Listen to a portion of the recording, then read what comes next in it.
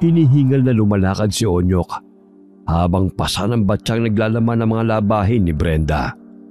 Mahigit 3 taon na siyang nanliligaw sa dalaga. Ngunit hindi pa rin siya nawawalan ng pag-asang mapaibig si Brenda. O ano, pagod ka na, Onyok? Ilapag mo na lang yan at ako na magbubuhat niyan. Naku, hindi Basta para sa'yo. Hindi ako mapapagod na pagsilbihan ka. Ay nako, ayan ka na naman sa kakornihan mo. Bilisan mo na lang dyan para maisampay ko na ang mga yan. Marami pa kasi akong gagawin sa bahay eh. Alam mo naman ang mga kapatid ko. Parang pa ako napupukpukin bago kumilos. Ano pa ba ang gagawin mo? Tutulungan na kita. Mamaya, pasugatan pa yung mga kamay mo. Magsisibak ng kahoy. Mas mabuti na kasing maraming kahoy ang maiimbak bago sumapit ang tag-ulan. Huwag mo nang problemahin yan. Ako nang bahala sa bagay na yan. Sisiyo lang yan sa akin. Talaga? Hindi nga. Wala ka kasing bilib sa akin eh. Napapawi ang pagod ko kapag nasisilayan kita. Kahit ilang gawain mo ang iutos mo, hindi ako makakaramdam ng pagod. Lalo na sa tuwing ika'y ngawingiti. Ayan ka na naman sa pangiwi-ngiwi ng bibig mo eh. Itigil mo nga yan. Natatakot ako sa'yo tuwing tumitirik ang mga mata mo. Sabayan pa ng bingot mo. Mas lalo pa nagkakalapit ang labi mo sa ilong mo. Dumagdag yan sa kapangitan mo. Talaga bang natahi na yung labi mo? Oo naman. Kahit ganito lang itsura ko. Businak naman ang aking alooban. Tumahimik ka na nga, naaalibadbaran ako sa ingay mo eh.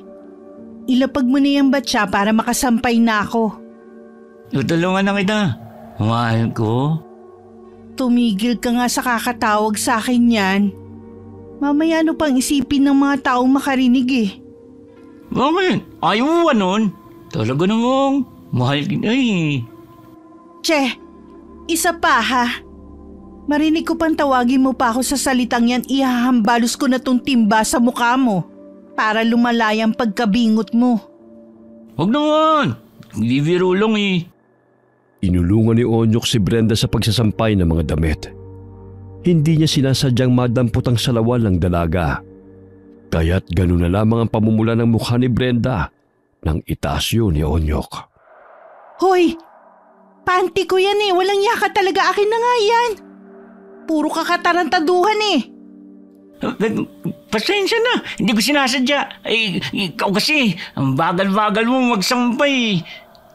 Ang sabihin mo, sinadya mo talagang kunin to, no? Akala mo naman hindi kita kilala. Hindi totoo yan, no? Alam mo namang nire-respeto ko na. At saka, hinihintay ko kung kailan ka magiging handa at marinig ang matamis mong oo. Pwes, maghintay ka. Diyan ka na nga. Ang dami ko pang gawain na tatapusin eh. Ang sungit naman ito. Sinabi nang hindi sinasadya eh. Pawisang natapos sa pagsisibak ng kahoy si Onyok. Inaabangan niya si Brenda na lumabas ng bahay. Ngunit hindi na niya ito nakita. Uy, Onyok. Hindi ka talaga napapagod na pagsilbihan niya si Brenda eh, no? Kumusta? Sasagutin ka na ba niya? Malapit na. Hindi magtatagal. Sasagot din na ako noon. Alam mo naman ang mga babae, di ba? Nagpapang-iwat lang. 3 taon ka na naniligaw sa kanya, pero hindi ka pa rin sinasagot. Magkaiba yung nagpapakipot sa ayaw. Inaalila ka na nga niya eh. Ay, hindi Kagustuhan ko to. Hindi pa siya siguro handa ngayon. Ngunit nararamdaman kong malapit na niya akong sagutin. Kailan naman yan? Nung nakaraang taon mo pa yung sinasabi pero hindi naman natutuloy. Ikaw ang unang makakaalam kapag sinagot na ako ni Brenda. Naku! Sinasabi ko sa'yo, Tol, hindi ka niya gusto. Nagtataka nga ako bakit ka nagtitiis sa babaeng yan eh. Ang dami namang mababait dyan. Yan na nga, Tol eh. Mababait lang. Alam mo namang hindi ako nabiyayaan ng kapugian. Kaya kailangan maganda yung mapapangasawa ko. Dahil kung hindi, para naman sinumpa na itong buhay ko. Si Brenda lang ang nagpapatibok ng puso ko. At wala nang iba. Masayahin ka naman. Malayo pa nga rin, nakangiti ka na eh. Tsaka kahit naawain at saktan ka nun, nakangiti ka pa rin. Pero ayaw niya talaga sa'yo. Paano mo naman nasabi yan? Hati na yung bibig mo eh. Kahit anong reaksyon ng mukha mo, nakangiti ka pa rin. Siraulo ka talaga. Pero tol, alam mo naisip ko, paano kung maghalikan kayo ni Brenda? Sigurado mahihirapan yun. Eh bakit naman? Dalawa bibig mo eh. Loko-loko ka talaga. Wala ka nang ginawa kundi ang asarin ako. Huy, hihintayin kita sa bahay ha. May lambanog ako ron. Sigurado magigising ang diwa mo pag natikman mo yun. Susunod na lang ako. Konti na lang dun sinitsibak kong kahoy. Kahit na pinagtatawanan ng karamihan si Onyok, ay hindi siya napipikon na. Ipinanganak siyang may bingot sa bibega. Malaki na siya na maoperan sa tulong ng isang doktora. Kaya't kahit natahina ang kanyang bingot, ay may siwang pa rin ang kanyang labi sa bandang itaas na animoy humulma na hugis puso. Saan pa na ako atong lambanog? Parang nananadyak tol eh. Binili ko kay Aling Leonora. Mas masarap nga ito kaysa sa dati niyang paninde. Isang galon na ang binili ko. Para naman kahit paano makalimutan mo yung si Brenda at magising ka sa katotohanan na hindi ka niya talaga mamahalin. Kahit anong sabihin mo, hindi mawawala ang pagmamahal ko sa kanya. Siya na talaga binigay ng may kapal sa akin na siyang makakasama ko habang buhay. Ang tanong, gusto ka ba niya? Kasi kung gusto ka niya, dapat noon pa sinagot ka na niya. Ay naku, pinapaasa ka lang ng babaeng yun dahil ginagawa kanyang utusan. Kaya nga naghihintay ako kung kailan siya magiging handa, di ba? Napalingon sina Pablo at Onyok nang mapansin ang isang makisig na lalaki na bumaba ng tricycle. Moreno at mapapansin ang kagwapuhan nito at napakalinis nitong tignan sa nakapumada niyang buhok at suot na kulay asul na polo at pantalon. Sino lalaking yan, tol? Bakit parang papunta yata siya sa bahay ni na Brenda? May bulaklakwan dala. Nako, kailangan mo na magdasal, tol. Maaaring manliligaw yan ni Brenda. Nakita ko siya noong nakaraang araw sa tindahan ni Aling Medes. Napag-alaman kong bakasyonista yan dito. Kaibigan ng anak ni Mang Chodoro. Ganun ba? Titignan ko kung saan siya pupunta. Parang sa bahay nga ni na Brenda, oh. Manliligaw yan, sigurado ako. Hindi naman siguro. Sa ganyang ayos tapos may dalang bulaklak. Alam nga naman ang nanay ni Brenda ang niligawan nun. Ayun oh, kumpirmado kina Brenda nga ang punta niya. Nako, huwag naman sana. Kahit sa kalingkingan niya, walang-wala ka, no? Sige, lakasan mo pa ang pang-i-insulto mo sa akin. Samahan mo na nga lang ako sa bahay ni na Brenda para malaman natin kung pinopormahan talaga ng lalaking yan ang mahal ko. Patakbong tinungo ni na Onyok at Pablo ang bahay ng dalaga. Malayo pa lamang ay natatanaw na ni Onyok mula sa bintana ang nakangiting si Brenda habang kaharap ang lalaki. Oh, paano ba yan? May nagpapatibok na ng puso ng babaeng mahal mo. Tignan mo. Nakangiti pa siyang kaharap ang karibal mo. Hindi maaari to, Pablo. Ang tagal kong hinintay ang matamis na oo ni Brenda. Ngunit sisirain ng lalaking yan ang pinagsamahan namin ng mahal ko.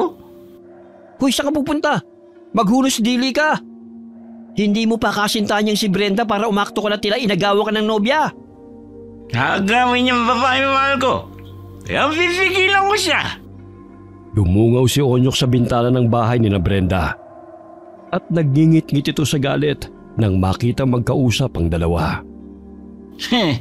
Akala ko ba hindi ka pa handang makipagrelasyon? Bakit parang lalanggamin na kayong dalawa dyan? Hoy, Onyok. Huwag kang bastos, may bisita ako kaya umalis ka na rito. Hindi pwede. Hindi ako aalis hanggat hindi mo pinapalis ang lalaking yan dito. Anong pinagsasabi mo? Bahay namin to kaya wala kang karapatang utusan ako kung anong dapat kong gawin. At isa pa, hindi kita nobyo. Wala tayong relasyon, Onyok. Kaya umalis ka na bago pa magdilim ang paningin ko. At hambalusin pa kita ng tungkod na kawayan. Bagong kakilala mo pa lang ang lalaking yan eh. Hindi mo nga alam kung ano ang totoong motibo niya sa'yo. Ilang ligo lang naman ang lamang niyan sa akin ah. Naririnig mo ba ang sinasabi mo? Mga 1,000,000 paligo ang lamang niya sa'yo. Kaya mabuti pang umalis ka na bago pa kita ipalapa sa aso. Ang sabi mo, hintayin ko ang tamang panahon dahil hindi ka pa handa na magkanobyo. Ngunit bakit parang lumambot yan sa lalaking yan? Lasing ka na kaya umalis ka na rito. May paiyak-iyak ka pang nalalaman. Hindi kita nobyo, kaya malaya akong papasukin sa bahay namin ng mga bisita ko. Sinabi nang umalis na tayo eh. Tigas kasi ng ulo mo. Nagalit na tuloy ang dragon, si Brenda. Walang iya ang lalaking yon. Mukhang natipuhan ka agad ni Brenda eh. Porket gwapo siya kaya ganon. Tanggapin mo na lang kasi na hindi si Brenda ang babae para sa'yo. Ang dami naman kasi dyan na magmamahal na hindi tumitingin sa panlabas na anyo. Diretsuhin mo lang kasi na pangit ako. Hindi mo nga, ang dami mong pampasakali eh. Oo na, pangit ka na. Kahit anong gawin mo, hindi ka magugustuhan ni Brenda. Ginagamit ka lang niya para utusan sa mga gawain na dapat ang mga kapatid niyang gumagawa. O naman itong si Uto-Uto. Sumakay ka sa pambobola niya. Kaunting haplos lang dyan sa balat mo, tila kinukuryente ka na. Para malaman mo, wala siyang pakialam sa'yo. Tama na eh, sumusobra ka na eh. Sabi mo kasi diretsuhin kita, hindi ba? Umiiyak na napasubsob si Onyok sa kanyang mga palad. Napangisi naman ang kaibigan niyang si Pablo dahil tila batang inagawan ng pagkain si Onyok. Hindi nito matanggap na sa kabila ng matagal niyang panliligaw kay Brenda ay nauwi lamang sa wala. Ilang sandali lumakad siya patungong kasukalan kung saan ay madalang lamang ang mga taong dumaraan doon. Sinungaling ka, Brenda! Napaka sinungaling mo! Sinaktan mo lamang ang damdamin ko! Hoy, tumahimik ka nga. Mamaya mabulabog mo pa yung mga engkanto na naninirahan dito eh. Imbis na 2 hati lang yung bibig mo gawin nilang 4. Ngunit mo nga oh. Di mo alam kung gaano masakit ang ginawa ni Brenda sa akin. Halos madurog ang puso ko sa tuwing nakikita siyang masaya sa piling ng iba. Siyempre, alam ko namang patay na patay ka sa babaeng yun eh. Pero hindi ka nga niya gusto. At ilang beses ko na rin ipinaliwanag yun sa'yo. Kaso hindi ka naman nakikinig. Umuwi na nga tayo. Mamaya mamagapay ang uso mo eh. Kinabukasan nagising si Onyok na mahapdi ang bibig. Hinawakan niya ang kanyang labi at naramdamang kumapal yun. Dali-dali niyang kinuha ang salamin at tinignan ang kanyang mukha. Uy, anong nangyari sa bibig ko? Bakit namuga?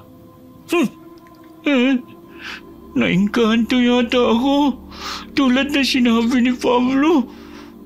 Tama nga si inay na may naninirahang mga elemento sa kagubatan. Dali-daling tinungo ni Onyok ang bahay ni Mang Tipyong na albularyo. Hindi niya napansin sa daan ng kaibigang si Pablo dahil sa pagmamadali. Tinakpan niya ng tuwalya ang kanyang muka upang maitago niya ang kanyang bibig. Hoy, Onyok! Saan ka pupunta? Kay Mang Tipyong. Anong gagawin mo ron? May pilay ka ba? At saka, bakit tinatakpan mo yung mukha mo? Ngayon ka pa talaga nahiya? Dati ko pa alam na hindi pinagpala yung mukha mo. Sira ulo ka talaga. Ito namaga ang bibig ko. Marahil may nabulabog ako sa gubat. Nye, nangyari dyan? Grabe, mas lalong lumala yung uso mo. Lahat na lang talaga ng kamalasas ang uso mo na punta no? Samahan na kita kay Mang Tipyong. Nako! Mas lalo kang itataboy ng dragorang si Brenda kapag nakita ka niya sa ganyang itsura. Pagdating nila sa bahay ni Mang Tipyong ay nadat na nilang nanggagamot na ito. Mabuti na lamang ay 2 bata lamang ang naroon. Agad silang pinaupo ng albularyo. Hindi pa nagsasalita si Onyok kaya alam na kaagad ng matanda kung ano ang nangyari sa kanya. Ayon sa matandang albularyo ay naingayan sa kanya ang duwendeng naninirahan sa gubat. Kaya namaga ang kanyang uso. Yan! Kasi! Nandamay ka pa ng mga elementong natutulog. Kung sawi ka sa pag-ibig, uminom ka na lang kasi. Kaysa sumigaw ka pa. Buti nga hindi niya tinahiya ang bibig mo eh. Ang ingay mo. Mamaya, pamagain ko yung huso mo eh. Hindi ka na mabiro. Tinapala ni Mang Tipyong ng dinikdik na luya ang magang bibig ng binata. Umusal din siya ng orasyon at pinahiran ng langis ang noo at batok ni Onyok. Sinabi niya sa binata na bumalik siya sa gubat kung saan niya maaaring nabulabog ang duwende at humingi siya ng paumanhid upang gumaling na ang namaga niyang uso. Ginawa ni Onyok ang payo ng matandang albularyo. Kinabukasan ay gumaling siya at nanumbalik ang dating laki ng kanyang bibig. Ilang araw nang nakikita ni Onyok ang lalaking manliligaw ni Brenda na napapagawi sa kanilang baryo. Maraming kababaihan ang humahanga sa lalaki. Ngunit kay Brenda ito nagkagusto. Maangas na hinarangan ni Onyok ang lalaki sa daan. Maulang galang na sa'yo, Ginoo. Maaari ko bang malaman ang pangalan mo? Teka, para namumukha kita. Ikaw yung lalaki ng gulo sa bahay ni Brenda, no? Sagutin mo na ang tanong ko. Norberto, bakit? Hiniligawan mo ba si Brenda? Oh, bakit? May angal ka? Malakas siyang kinuwelyuhan ni Norberto at nanlilisik pa ang mga matang tinitigan ng binata. Halos hindi makahinga si Onyok sapagkat tila nasasaktan siya sa higpit ng pagkahila ng lalaki sa kanyang damit. Kalma lang, Tol. Nagtatanong lang eh. Kung nililigawan siya, hindi mabuti. Pwedeng tanggalin mo na yung mga kamay mo sa kuwelyo ko. Hindi kasi ako makahinga eh. Akala ko kasi may angal ka eh. Ay, wala. Sige, puntahan mo na siya. Mamaya, walang dafay ang dala mong bulaklak eh. Bago tumalikod ang lalaki, ay maangas na tingin ang iginawad nito sa binata. Inayos ni Onyok ang nagusot niyang damit at bahagyang hinaplos ang kanyang lalamunan. Ang lakas ng lalaking yun. Gusto pa yata akong patayin. Hindi ako papayag na maagaw mo sa akin si Brenda. Oh, Tol. Bakit parang hindi maipintay ang mukha mo? Kasi, yung tarantadong lalaking yun, ang higpit ng pagkakasakal sa akin. Hindi ko sukat akalain na ganun pala kalakas yun. Malamang sa laki ng katawan nun pwede kanyang ibalibag eh. Ano bang ginawa mo sa kanya, ba't nagalit? Tinanong ko lang naman eh. Bakit masama ba ang tanongin siya ng pangalan niya? Kala mo kung sinong astig? Ang sabihin mo, nagsiselos ka lang sa kanya. Tanggapin mo na kasi na hindi kayo para sa isa't isa ni Brenda. At ang lalaking yun ang nagugusto ng babaeng mahal mo. Sino ba sa amin ang kaibigan mo? Bakit parang kinakafihan mo pa Norberto na yun? Syempre ikaw. Hindi porket magkaibigan tayo hindi ko nasasabihin ang totoo. Alam mo, Tol, medyo tagalid ka na sa panliligaw mo kay Brenda eh. Mula nang dumating ang lalaking yan, hindi ka na pinapansin ng babaeng yun eh. Tinataboy ka na nga eh, kaya tama na.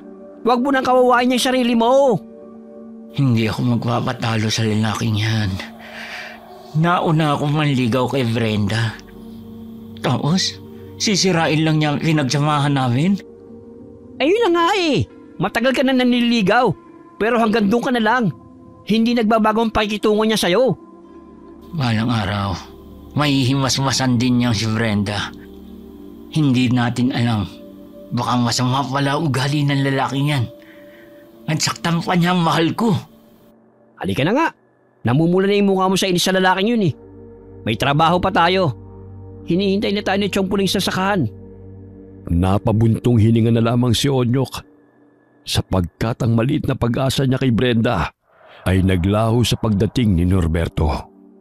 Matamlay ang katawan ni Onyok habang nagtatabas ng mga damo sa gilid ng palayan. Napatigil siya sa kanyang ginagawa nang maninaw ang isang lalaking nakasuot ng barong. Ngunit may bahid na ng dumi ang suot nito at punit-punit ang suot nitong itim na slacks. Sino kaya ang taong yan? Sa kasalan kaya siya galing?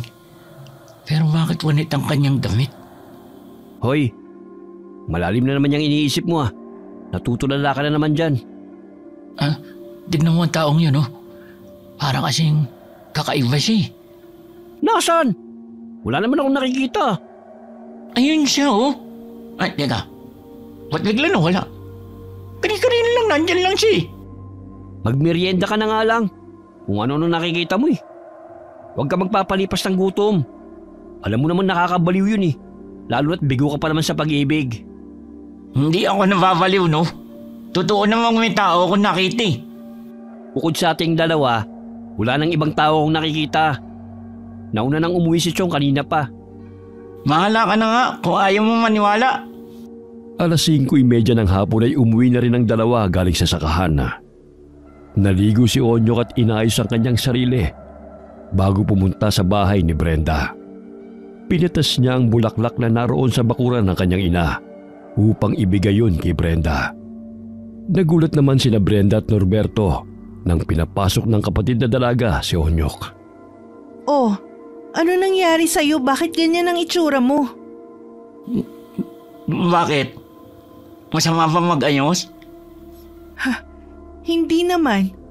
Mabuti at naisip mo maglinis ng katawan. Hindi yung parang hahabulin ka na ng mga langaw. Teka lang, ano bang kailangan mo at naparito ka? Aakyat ng ligaw. Ito, oh. Bulaklak para sa'yo. Umuwi ka na nga, Onyok. Magpahinga ka na lang. Alam kong pagod ka sa pagsasaka eh. Ilaan mo na lang ang oras mo sa ibang bagay. Huwag mo na akong pag-aksayan pa ng panahon. Bakit? Wala na ba talaga akong pag-asa sa'yo dahil sa lalaking ito? Dati yun, kaya sige na, Onyok. Naiirita ako sa pagmumukha mo eh. Di ka naman dating ganyan ah. Hindi mo pa naman nasawa ang lalaking to ah. Hindi pa pero malapit na. 1 linggo na kami magkasintahan. Kaya sana tumigil ka na sa ilusyon mo magiging tayo. Dahil hindi mangyayari yun. Pero Brenda, mahal kita. Lahat gagawin ko para... Walang pero, Onyok. Umalis ka na nga. Naiinis ako tuwing nakikita ko yung pagmumukha mo eh. Sige na, umalis ka na. Nakakaabala ka na eh. Malakas na itinulak ng dalaga si Onyok palabas ng bahay. Wala nang nagawa ang binata kundi ang umalis na lamang dahil mababanag ang galit sa mukha ni Brenda. Malamlam ang kanyang mga mata nang lumakad palayo. Nakita niyang itinapon ng dalagang ibinigay niyang bulaklak sa labas ng bintana. Sasaktan ka lang ng lalaking yan. Itsura pa lang niya, hindi na mapagkakatiwalaan. Pinapanalangin ko sa may kapal na hindi mangyayari ang araw na yon. Dahil kung malalaman ko na pagbubuhatan kanya ng kamay, ako mismo papatay sa kanya. Pinahid ni Onyok ang mga luha na umaagos sa kanyang pisngi nang may marinig na kaluskos mula sa mayayabong na mga puno. Marahan siyang naglakad patungo roon upang tukuyin kung sino ang nagkukubli. Bulaga! Nagulat ka, no? Wisit ka talaga! Tinakot mo pa ako! Ano ba ginagawa mo niyan? Kasi nakita kitang dumaan sa bahay kanina. Pormado ah! Kaso bastard na naman, no? Nako! Huwag mo nang sayangin yung mga luha mo sa babaeng yan. Wala kang mapapala sa kanya. Tignan mo, masaya na siya sa lalaking yun. Ano nga bang pangalan nun? Norberto! Wisit na lalaking yun! Sus, sumama ka na lang sa akin sa bahay. May lambanog ako dun. Mag-shot tayo. Ikaw, wala kang ang babaeng kinababaliwan. Ngunit halos walang gabi na hindi ka naglalasing. Wala akong ganang uminom ngayon. Matutulog na lang ako sa bahay. Ikaw ang bahala. Basta kapag gusto mo ng kausap, narito lang ako ha. Huwag mo nang isipin yung babaeng yan. Pangit naman ang ugali eh. Matulog na lang ng maaga kung ayaw mong makipag-inuman sa akin. Kahit pa paano may muta ka pang makukuha sa mga mata mo. Di gaya ng babaeng yan. Puro pasakit ang ibinibigay sa'yo. Ay naku. Hindi iniiyak ka ng ganyang klaseng babae, no? Ang daldal mo na. tinamaan ka na ng lambanog. Hatid na kita sa inyo. Di ako lasing, no? Di pa nga naubos tong isang pitsil eh. Palisa sa kanyang higaan si Onyok. Hindi mawaglit sa kanyang isipan si Brenda at ang lalaki na kanyang karibal. Napabalikwas siya ng bangon nang may marinig na mga yabag mula sa labas ng kanilang bahay. Napasilip siya sa kawayan nilang dingding at naninong niyang may 2 taong nakaitim na lumalakad sa daan ng hating gabi. Anong ginagawa ng mga taong yan sa ganitong oras? Namilog ang mga mata ni Onyok nang maanino na tumuwad ang 2 nilalang. Kitang-kita niya kung paano nag-iba ang mga anyo ng mga ito. Bumuhaghag ang mga buhok at tinubuan ng matatalim na mga ngipin at pangil. Ang mga mata ng mga ito'y nanlilisik habang nakatuwad at nakatingin sa kanilang bahay. Naalala niya na buntis ang kanyang kapatid na si Jonah. Kaya't dali-dali niyang tinungo ang kusina at kinuha ang garapon na may asin. Isinaboy niya yun sa labas ng kanilang bahay upang hindi lumapit ang mga aswang. Totoong aswang?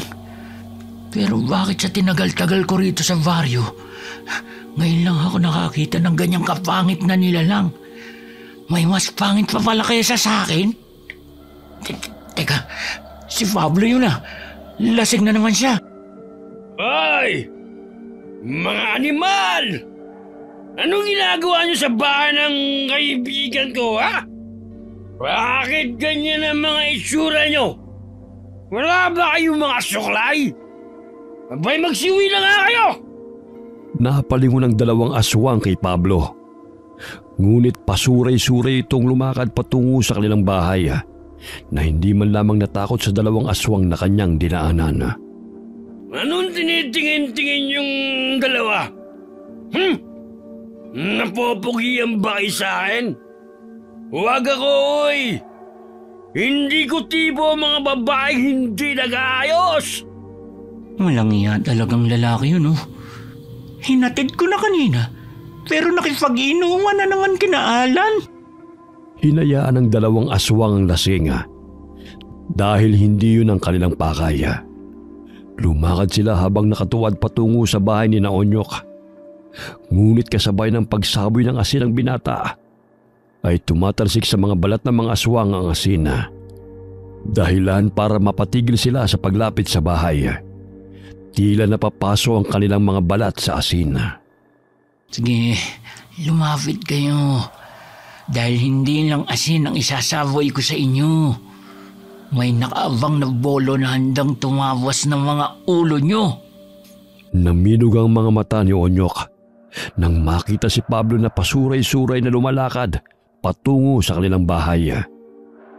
May bitbit itong itak at buntot ng pagi. Ay, mga animal! Ano inaabangan niyo sa bahay ng kaibigan ko, ha? Akala niyo ba'y hindi ko alam ng mga aswang kayo? Hala, magsilayas kayong 2! Kung ayaw niyong pagtatatabasin ko yung mga ulo niyo! Ay, patay. Alam niya mga aswang yun? Hanip talaga tong si Pablo, Ang tamang talaga kapag nalalasing. Ay! Hindi ako bobo para malinlang nyo! Mga aswang kayo! Mga animal! Tumalilis ang takbo ang 2 aswang sa takot na mapatay ng lasing na si Pablo. Hinahampas-hampas pa nito ang buntot ng page sa lupa habang lumalapit sa bahay ng kaibigan. Nang masiguro ni Onyok na umalis na ang 2 aswang, ay lumabas siya sa bahay, bit-bit pa rin ang garapon na may asin. Nilapitan niya ang kaibigan upang patigilin na sa kasisigaw dahil wala na roon ng aswang. Psst! Pablo! Umuwi ka na! Umalis na sila! Ikaw! Ikaw na aswang ka! Hindi mo ko malilinlang! Alam kong ginagaya mo lang ang itsura ng kaibigan ko. Napagtagumpayan mo nga ang pangagay sa kapangitan niya. Ngayon mo matitikman ang lakas ng buntot ng page! Aray! Aray! Tigilan mo nga yung pag-aambalo sa akin! Hindi ako aswang! Ako to, si Onyok! Uy! Nasobra ka na nga sa kalasingan! Ay, aswang! Hindi ako lasing! Pati boses na ang kaibigan ko eh. Ginagaya mo pang animal ka? Papatayin kita! Ganun na lamang ang pagsangga ni Onyok sa pagsugod ng kaibigan. Tinulak niya ito kaya't natumba ito sa lupa at nabitiwan ang buntot ng pagi. Hindi nga ako aswang eh! Ako si Onyok! Kung hindi ka aswang at talagang ikaw ang kaibigan ko, dapat alam mo ang sikreto na kaming dalawa lamang nakakalam. Sira ulo ka talaga! O sige na nga! Hindi ka patuli. Kaya hindi ka naliligaw sa mga babae dahil natatakot kang malaman nila ang sikreto mo. Nung pumunta tayo kay Ma'am Felipe nung nakaraan taon, pagkakita mo pa lamang ng panghiwa, hinimatay ka na kagad, kaya hindi natuloy. Hoy! Hinaan mo lang yung boses mo! Baka kami makarinig! Naniniwala ka namang hindi ako aswang? Oo na! Ang dal-dal mo. Nasaan na yung mga aswang? Umalis na, kanina pa. Biglang nawala yung kalasingan mo ah. Sige na. Uuwi na ulit ako. Hindi na babalik ang mga aswang na yun. Takot lang nila sa buntot ng pagi. Mag-ingat ka. Baka nasa daan lang sila at nag-aabang lang sa'yo. Kung gusto nilang mamatay, dinubapi sila. Para makita nilang hinahanap nila. Hindi ako natatakot sa mga aswang na yun. Oo na. Ikaw na ang kinatatakutan nila. Pagkamala mo pa talaga akong aswang ha. Umuwi ng bahay si Pablo bitbit ang kanyang mga sandata. Lingid sa kanyang kaalaman na nagkukubli lamang ang dalawang aswang sa mayayabong na damuhan. Ay! Mga aswang! Lumabas kayo sa pinagtataguan nyo! Harapin nyo akong mga duwag! Nang makalayo si Pablo ay agad na tumalilis ng takbo ang dalawang aswang papasok ng kasukalan. Agad na sinarado ni Onyok ang mga bintana at pintuan. Sa gayon ay hindi makapasok ang mga aswang na mapapagawi sa kanilang bahay. Hindi siya nakatulog hanggang sumapit ang umaga at nasa kanyang tabi lamang ang patalim. Oh, kumusta na tol? Nilisan na ba ng espiritu ng alak ang katawan mo? Ang sakit nga ng ulo ko eh. Ang lakas ng tama ng gin na ininom namin ni Alan. Hindi pa na kontento sa lambanog. Kaya wala kang takot sa dalawang aswang na nakaharap mo kagabi. Hindi ko sukat nakalain na ganun ka pala katakang. Sila pa mismo ang kinabahan sa'yo. Talaga? Wala akong maalala bukod sa sakit ng ulo ko eh. Diyan ka na muna ah. Mangunguha muna ako ng daon ng gabi para matanggal tong hangover ko. Ikaw kasi, kung hindi lumapaypay ang katawan mo sa kalasingan, hindi ka titigil sa pag-inom. Nagluto ng ginataang gabi si Pablo. Mabisa kasi yun pantanggal sa hangover ng sobrang kalasingan. Nilagyan niya ng daing, kaya't sarap na sarap siya habang hinihigop ang mainit-init na sabaw. Naging usap-usapan ang pagkawala ng ilang mga kababaihan sa karatig baryo. Maging ang kanilang pamilya ay hindi alam kung nasa na ang mga ito. Kaya't ganun na lamang ang pangamba ng mga taga-baryo. Hindi kaya may kinalaman ng mga aswang sa pagkawala ng mga babae? Narinig ko noon kay Mang Jury na ang kanyang pamangkin hindi na bumalik sa bahay nito matapos na sumama sa nobyo. Ngunit nung puntahan ng kanyang pamilya ang bahay ng lalaki, wala naman daw ito roon. Paano hindi mawawala?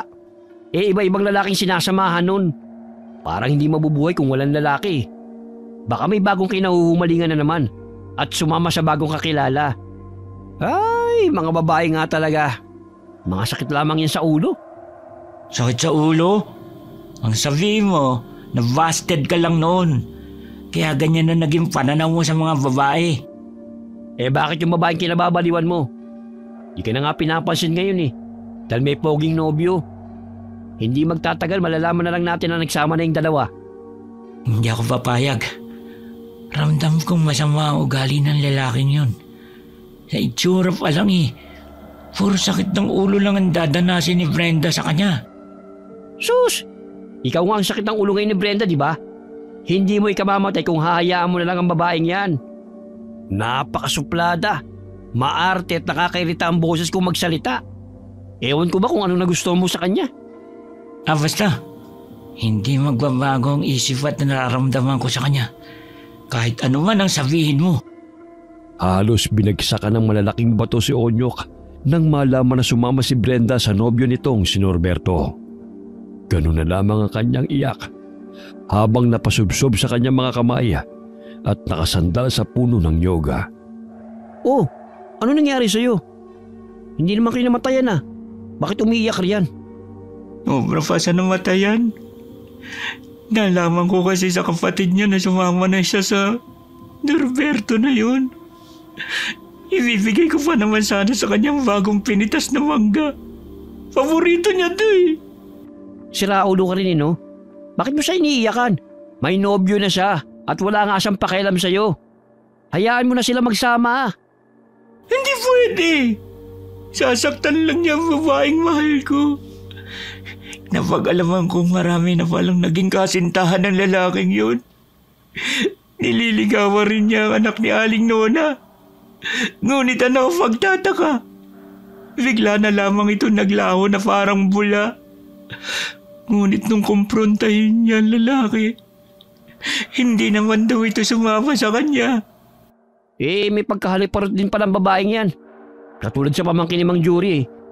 Di ba magkaibigan ng mga yun? Bakit nawala sila?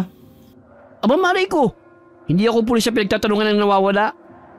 Kaya kailangan ko manmanan ang lalaking yun para mailigtas ko mula sa kanyang mga kamay si Brenda. Masaya na sila. Ikaw lang naman ang hindi eh. Guguluhin mo pa ang pagsasama ng dalawa. Tumahimik ka na nga. Basta alamin ko kung saan siya nakatira o kung saan niya dinala si Brenda. Kung makita kong masaya ang pagsasama nila, ako na ang kusang lalayo sa babaeng mahal ko. Masiguro ko lang naligtas siya. At hindi matulad sa ibang kababaihan na nawawala na lamang na parang wala. Kailan ka pa naging superhero? Tapos ang ililigtas mo, isa namang kontrabida sa buhay mo. Tinanong ni Onyok ang mga kapatid ni Brenda kung saan na ito naninirahan. Ngunit hindi nila sinabi ang lugar dahil batid nilang manggugulo lamang ang binata. Ayon na rin sa sinabi ni Brenda ay huwag ipaalam kay Onyok kung saan na sila nakatira dahil magsasama na silang dalawa sa iisang bubong ni Norberto. Hindi mapakali ang binata sa kanyang nalaman. Kaya't gano'n na lamang ang kanyang kagustuhan na matuntun si Brenda. Nagtatanong-tanong na rin siya sa kanyang mga kabaryo. Ngunit wala ring alam ang mga ito. Madalas na napapanigilipan ni Onyok si Brenda. Bagamat isang gabi ay kakaibang sumagi sa kanyang isipan. Humihingi ng tulong si Brenda na naroon sa isang kulungan. Kaya't napabalikwas siya ng bangon at pinagpapawisan ng malapot. Ano na kaya ang nangyayari kay Brenda? Totoo bang nasa panganib ang kanyang buhay? Dapat ko na talagang hanapin kung nasaan na siya. Kinabukasan ay matamlay na nagtrabaho si Onyok sa sakahan. Ngunit masigla siyang inanyayahan ni Pablo sa pista sa karatig baryo. Tol, piyesta bukas sa kabilang baryo. Pumunta tayo kina Burjok. Ang tagal na rin natin hindi nakikita-kita ang magkakaibigan eh. At saka may handaan dun dahil kasal ng kapatid niya. Nakasalubong ko siya kahapon eh. Kaya iniimbitahan niya tayo. Ikaw na lang ang pumunta. Masama ang pakiramdam ko eh. Hindi pwede. Kailangan magkasama tayo. Isa pa, hindi pwedeng ganyan ka na lang palagi. Hindi lang kay Brenda umiikot ang mundo mo. Makipagkilala ka sa ibang babae. Marami magagandang chicks doon. Baka may mabangga ka pang magkagusto sa'yo. Alam mo naman kung ano nagpapasaya sa akin, di ba? Alak! Ikaw na nga lang. Ayoko nga eh. Sige ka. Baka makita mo pa rin si Brenda na naroon pala sa sayawan. O di kaya si Norberto. Di ba gusto mo silang makita? Huwag ka kasi malungkot dyan. Tignan mo ako. Alak lang sapat na.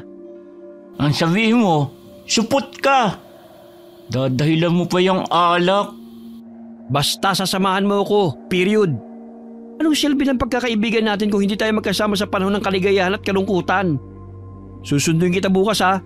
Dapat nakabihis ka na. Ang sabihin mo, isasama mo ko para may kakarga sa'yo kapag hindi mo na kaya maglakad pa uwi dahil sa sobrang kalasingan. Dadahilan mo pa yung pagkakaibigan natin ha? Anong gagawin mo rito? Magmumukmok? Samantalang sina Brenda at Norberto masaya? Di naman pwedeng habang buhay ka ng ganyan. Magpakasaya ka. Malay mo, huling araw mo na pala ngayon. Hindi mo pa na-enjoy ang buhay mo. Mabuti na nga maglaho sa mundong ito. Simula nang sumama si Brenda sa lalaking yun, parang araw-araw na ako nagluluksa. Mukha ba yan ang nagluluksa? Nasa tiyan ka pa lang ng nanay mo, nakangiti ka na eh. Dahil sa labi mong may hati, 1 in a million ka, Chong. Kaya wag mong aksayahin ang buhay mo sa walang kwentang babae. Ang swerte kaya ng babae mapapangasawa mo. Masipag ka, mabait, mapagmahal. Yun lang? Wala ka na bang idadagdag? Napakasinungaling ko naman kung sasabihin kong pogi ka. Pareho lang naman tayong pangit. Kaya nga tayo nagkakasundo eh. Sakay ng tricycle ay pumunta si Onyok at Pablo sa baryo kung saan ang sayawan. Pumunta sila sa bahay ng pinsan ni Pablo at nakikain at nakipag-inuman. Wala talagang tatalo sa kaldereta ni Chong. Sobrang sarap pa rin. Hoy, hinay-hinay lang sa pag-inom ha. Mahaba pa ang gabi. Mamaya paegis-egis ka na naman sa daan. Naku, pupunta pa ako sa sayawan no. Konti lang naman to eh. Kontrolado ko sarili ko. Tsaka handa na ako makipagkilala sa mga babae. Para naman hindi ako tumandang mag-isa. Matapos kumain ay pumunta ang magkaibigan sa sayawan. Ngunit sa pagkakataong yun ay amoy alak na si Pablo. Nakipagkilala si Pablo sa mga babae at nakipagsayawan. Habang si Onyok ay nakaupo lamang sa silyang kawayan at pinapanood ang kaibigan. Oh, bakit nakatunganga ka lang dyan? Halika na, sumayaw ka kasama namin. Nandito tayo para magsaya. Hindi yung parang kinuymus na naman yung pagmumukha mo. Ayun si Walda oh, walang jowa yan. Ikaw na lang makipagsayaw sa kanila. Dito na lang ako. Wala ako sa mood na makipag-usap sa mga babaeng yan. Paano mo makakalimutan si Brenda kung hindi mo aaliwin yung sarili mo? Lakas talaga ng tama ng babaeng yun sa'yo, no? Kalimutan mo na siya. Dahil wala ka naman mapapala sa kanya eh. Diyan ka na nga. Bumalik sa gitna ng sayawan si Pablo kasama ang mga babae. Ilang sandali lumapit si Walda kay Onyok upang makipagkwentuhan. Ngunit halatang hindi siya interesado na makausap ang babae. Maya-maya'y naaninaw niya ang kaibigan na nakikipag-inuman na naman sa mga kalalakihan sa gilid ng sayawan. Kaya pinuntahan niya ito upang hikayatin ng umuwi. Mamaya na, ang aga pa oh. Tsaka minsan lang naman tayo nakakapag-enjoy tulad nito. Sa susunod na araw, subsub na naman tayo sa pagtatrabaho sa bukid. Naparami na naman ang inom mo oh. Mamaya ako na naman ang mahihirapan sa pagkarga sa'yo. Doon na muna tayo magpapalipas ng gabi sa bahay ni na Buljok. Tsaka pwede rin naman dito eh. Hala, kausapin mo na si Walda. Alam kong may pagtingin yan sa'yo. Lasing ka na oh. Hindi ako lasing. Kunti pa nga lang itong naiinom ko eh. 4 na bote pa lang oh. Di pa nga kami nangangalahati. Bigyan mo nga ako ng isang bote. Mas mainam na uminom kaysa makipagkwentuhan sa babae ngayon. Susi ka rin eh no? Sa mukha mong yan ha? Pogi eh no? Ha? Pogi eh. Ulul! Uminom ka na nga riyan. Kung ano-ano pang pinuputak mo eh. 10:00 na ng gabi. Kaya't parami na ng parami ang mga tao sa sayawan. Napatigil sa paglagok ng alak si Onyok nang maninaw ang isang lalaking pamilyar sa kanya ang mukha. May sinasayaw itong babae. Ngunit hindi si Brenda. Tol, harang si Norberto ang lalaking yun ah. Nasaan? Nasaan? Ayun oh, sumasayaw kasama ng isang babae. Hindi ko makita eh. Namamalik-bata ka lang yata eh. Paano ka kasi makakakita? Pinipikit mo yung mga mata mo. Imulat mo kasi. Di ko pa rin maaninaw. Bahala ka na nga riyan. Inaabala mo lang ang konsentrasyon ko sa inuman eh. Tumayo ka na nga riyan. Sumama mo ako. Sundan natin siya. lumabas siya na sayawan. Baka sakaling uuwi na yun. Para malaman natin kung saan sila ni Brenda. Tsaka may ibang babae siya bukod kay Brenda. Sinasabi ko na nga ba, manloloko ang lalaking yan eh. Ikaw na lang. Hindi ba kami tapos dito? Alam mo naman nag-enjoy pa ako eh. Sige na, samahan mo na ako. Huli na to. Pag nalaman ko kung saan nakatira si Brenda at ang manlolokong lalaking yun, hahayaan ko na sila. Basta samahan mo na ako. Magdala ka na lang ng alak. Inumin mo na lang sa daan. No siya. Kung di lang talaga kita kaibigan, di kita sasamahan eh. Mga chong, ano ba yan? Sasamahan ko lang to si Onyok ha. Ituloy niyo lang ang inuman. Mamaya babalik ako. Itong 100, idagdag niyo na lang dyan. Pasinok-sinok na si Pablo sa pagsasalita. Dala ng kalasingan. Hinagilap niya si Norberto sa paligid. Ngunit hindi na niya ito makita. Bilisan mo kasi lumakad. Ayan tuloy na wala ang mokong na yun. Sigurado ka ba na ang karibal mo yun? Sa dinami-dami ng tao rito sa sayawan eh. Marahil nagkakamali ka lang. Ayun siya. Mamaya ka na lumaklak ng alak dyan. Sinundan ni na Pablo at Onyok si Norberto kasama ang babae. Kuyumang kamao ni Onyok dahil sa galit. Sapagkat niloloko ng lalaki ang babaeng kanyang pinakamamahal. Nagkubli sila sa mga puno. Sa gayon ay hindi mahalata ng lalaki na sinusundan nila ang mga ito. Saan ka pupunta? Umpo ka ng hamon na rito. Sabi mo susundan natin sila, di ba? Oo nga, pero huwag ka magpahalata. Mamaya, maunsyami pang plano natin dahil sa'yo. Ang dilim-dilim naman. Napalayo na tayo sa sayawan, oh. Saan ba tayo pupunta? Kung sa impyernong destinasyon na lalaking yan, susundan mo pa? Hindi naman siguro siya aabot doon. Tol, tingnan mo. Parang sinuntok niya ang babae. Uy, gago pala Norberto yan, oh. Babae pinapatulan. Halika, tamaan sa akin yan. Tumahimik ka nga muna. Parang may masamang balak siya sa babae. Nakita kong kinarga niyang babae matapos niyang sinikmuraan. May masamang kutubo ako sa lalaking yon. Baka ano nang ginawa niya kay Brenda. Lihim nilang sinundan si Norberto. Palinga-linga pa ito nang may marinig ng mga kaluskos sa paligid. Sa tuwing nauna si Pablo sa paglalakad ay hinahablot siya ni Onyok upang magkubli sa mga puno kapag napapalingon si Norberto sa kanilang kinaroroonan. Kanina pa tayo lumalakad eh. Ano bang lugar na ito? Ang layo-layo na natin sa mga kabahayan, oh. Kasukal na rito eh. Mami, maingkanto pa tayo at mamagana naman yung uso mo. Huwag ka nang maingay. Mamaya marinig pa tayo ng lalaking yan. Ilang sandali may narinig silang mga iyak at tinig na nagmamakaawa. Nagmanman sa paligid si Onyok upang tukuyin kung sino ang naroon. Hindi niya namalay na humiga si Pablo sa lupa dahil sa kalasingan. Nakanganga pa ito habang humihilik. Ang buong akala ni Onyok ay sumusunod lamang si Pablo sa kanyang likuran dahil sa mga yabag na kanyang naririnig. Pablo, tama ang hinala ko sa lalaking yun. Ayun, tignan mo. May mga babae silang bihag na nakasilid sa kulungan. Nakapapa niya ang ulo ng kaibigan habang ang mga paningin ay nasa mga babaeng bihaga. Naaninaw niyang pinasok ni Norberto ang walang malay na babae sa loob ng kulungan kasama ng ibang bihaga. Napalingon si Onyok sa kanyang likuran at napansin na pasuray-suray na lumalakad si Pablo palayo sa kanya. Hoy! Saan kang pumunta? Ililigtas pa natin si Brenda. Huwag mo ko iwan rito. Ngunit hindi man lamang ito nakinig sa kanya.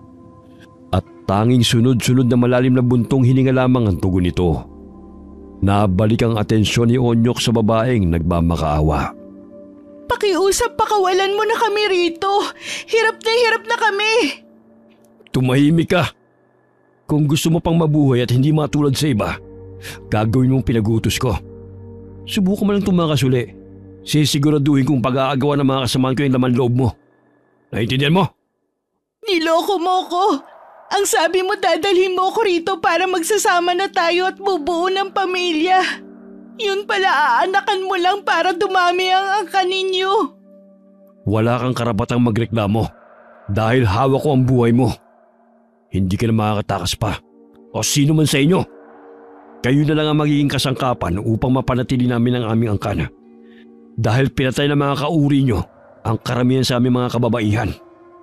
Pakawalan mo na ako rito. Hindi ito ang buhay na pinapangarap ko. Kusa kang sumama sa akin at hindi kita pinilit. Dahil niloko mo ko. Pinangakuan mo ako ng marangya at masayang buhay. Ngunit isa kang sinungaling. Mula sa kulungan ay sinabunutan ni Norberto si Brenda at pinisilang malapad itong palad ang pisngi ng dalaga. Kaya't nasasaktan ito habang dumidikit ang kanyang ulo sa pintuan ng kulungan. Dumampot ng sanga ng kahoy si Onyok upang hambalusin ang lalaki. Ngunit bigla siyang nagtago sa likod ng puno ng kahoy nang maninaw na may paparating na ilang mga lalaki. Binuksan ng mga ito ang isang kulungan at kinaladkad ang dalawang babae.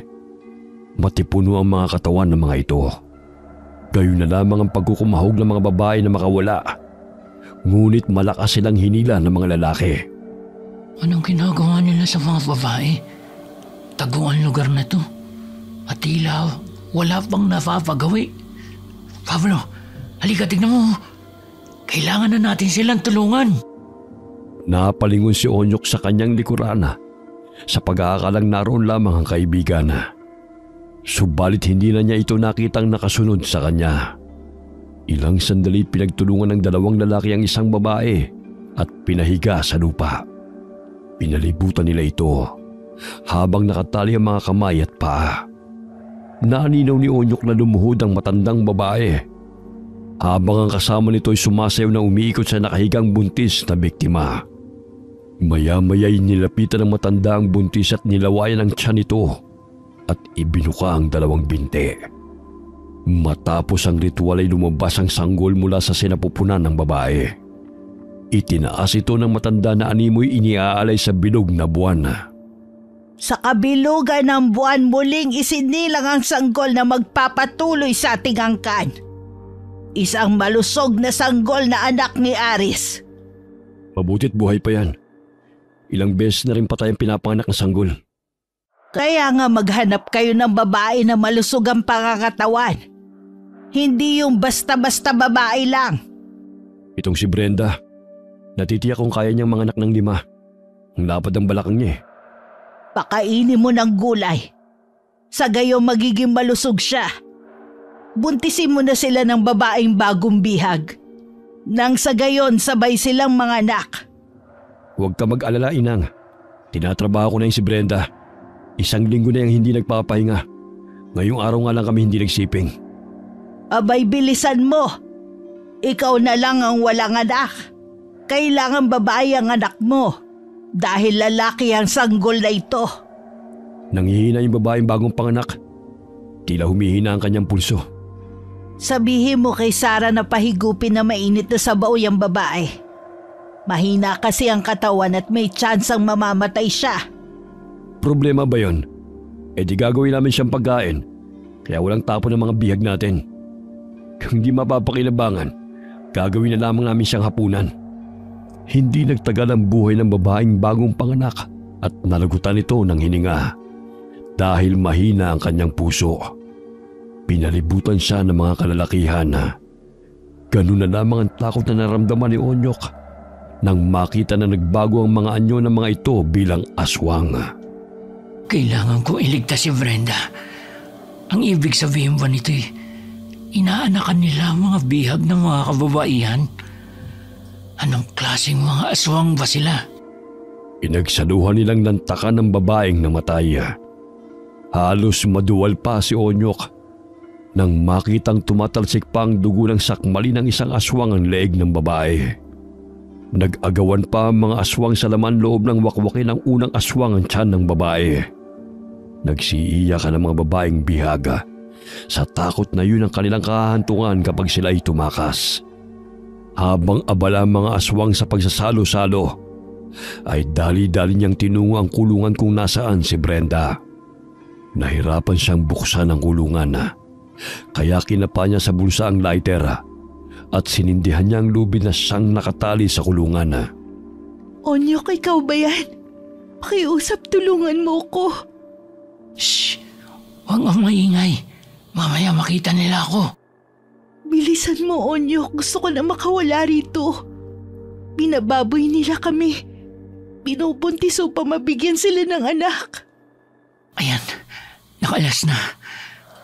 Sandali, may parating. Huwag kang magpapalata. Habol hiningang napahalukip-kip sa gilid ng kulungan si Brenda. Lumapit ang isang aswang sa kanyang kinaroroonan nang may marinig na mga kalabog. Ngunit muling bumalik ang aswang sa lugar kung saan nagsasalo-salo ang mga kasamahan nito nang wala itong nakita bukod sa kanilang mga bihaga. Halika na, Brenda. Bago pa nila tayo maabutan. Onyok, iligtas mo ko rito. Ayoko na manatili pa rito. Hoy! Saan ka pupunta? Ang lakas ng loob mong tumakas. Inuubos mo talaga ang pasensya ko. Halika na! Bilisan mo! Bago pa tayo mahuli ng gunggong na yan! Nahihirapan na akong tumakbo. Ang sakit na ng mga bintit balakang ko. Sikapin mo makatakbo! Pagkakataon na natin makatakas rito! Nasaan naman si Pablo? Kanina ko pa yun hinahanap ko, hindi ko pa rin siya nakikita. Baka kinain na ng mga aswang na yun. Marami na nagtangkang iligtas kami. Yung mga taong napapagawi rito. Pero pinapatay lang sila ng mga aswang na yan. Aswang si Norberto, Onyok. Hoy, lalaki! Iwan mo ang babaeng yan. Akin si Brenda. At walang sino man ang dapat umangkin sa kanya, kundi ako lamang. Malapit na sila, Onyok. Hindi ko na talaga kayang tumakbo. Nadapa si Brenda kaya mabilis siyang tinulungan ni Onyok na makatayo. Nagsitakbuhan rin ang mga kasamahan nitong aswang upang hulihin si Brenda. Ilang beses nang nagtangkang tumakas ang dalaga, ngunit palagi itong nabibigo. Ang ibang kababaihan na agad na pinapatay sa tuwing tumatakas. Ngunit si Brenda ay ikinukulong lamang ni Norberto dahil gusto niya itong maging asawa. Malakas na hinambalos ni Onyok gamit ang sanga ng kahoy ang aswang na humahablot sa kanya. Nagpagulong-gulong sila sa lupa at nagpambuno. Pilit na sinasangga ni Onyok ang matatalim na mga kuko ng aswang na lumalapat sa kanyang leeg. Tinusok niya ng sanga ang tenga ng aswang, kaya't pumalahaw ito dahil sa naramdamang sakit. Kaya nabitiwan siya nito. Bakit ang ingay? Storbo kayo sa tulog ko Mga tao talaga. Wala na magawa kundi ang mamerwisyo. Hoy, ikaw Onyok, lasing ka rin ba? Mas naparaming inom mo kaysa sa akin Matulog ka na nga. Ang lawak ng sayawan Bukas na tayo umuwi. Saan ka ba nagsususuot? Bakit ang bantot mo? Ay, makatulog na nga ulit. Hindi pa rin bumabangon si Pablo mula sa pagkakahiga sa lupa. Ang inaakala niyang kausap ay ang kaibigan niyang si Onyok. Lingid sa kanyang kaalaman na isa yung amaranhig na matagal ng pag-alagala sa gubat at napapadpad kung saan-saan. Natisod ang lalaking amaranhig sa nakausling ugat ng puno at natumba ito. Umilapon ang batong mutya na tanga nito patungo sa bunganga ng naghihilik na si Pablo. Nakanganga ang binata na animoy malakas na hinihigop ang hangin sa tuwing humihinga ito mula sa kanyang bibig. Nagising siya nang maramdaman ang pag-init ng kanyang lalamunan nang malunok ang mutsyang bato ng amaranheg. Ay, para nakalunok yata ako ng ipis Onyok, nasa ka na? Tol, nariyan nga lang pala. Kanina pa kita hinahanap Gising ka na? Sino tong taong kausap ko?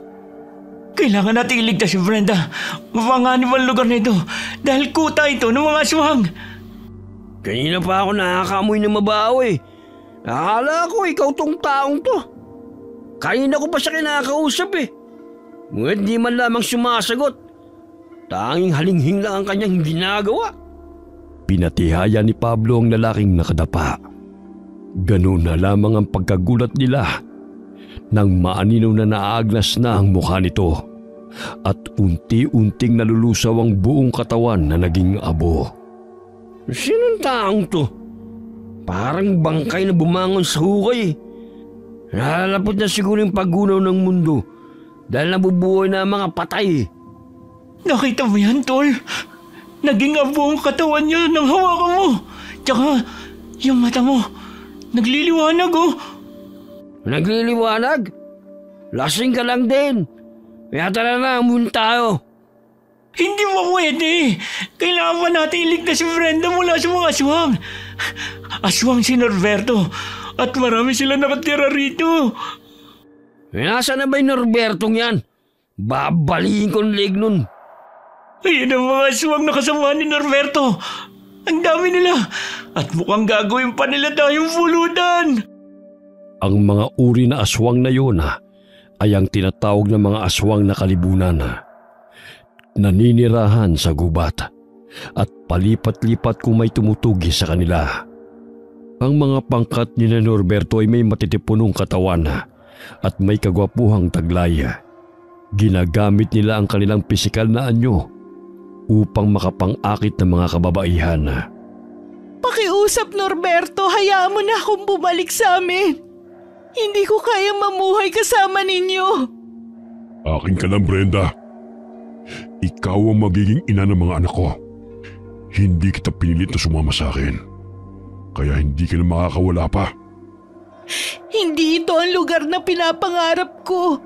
Gusto kong mamuhay ng normal. Walang takot at higit sa lahat hindi kasama ang mga aswang na katulad ninyo. Magpasalamat ka nga dahil sa kabila ng katigasan ng ulo mo'y buhay ka pa. Hindi ka itinulad sa ibang babae na ipinalapa sa mga kasamahan ko. Sinuway ko ang batas ni Inang dahil mahal na kita na dapat sana'y noon ka pa pinatay.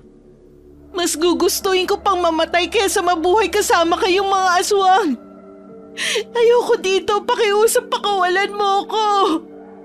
Malakas na sampalang pinadapo ni Norberto sa pisngi ng dalaga. Kaya't nawala nito ng malaya.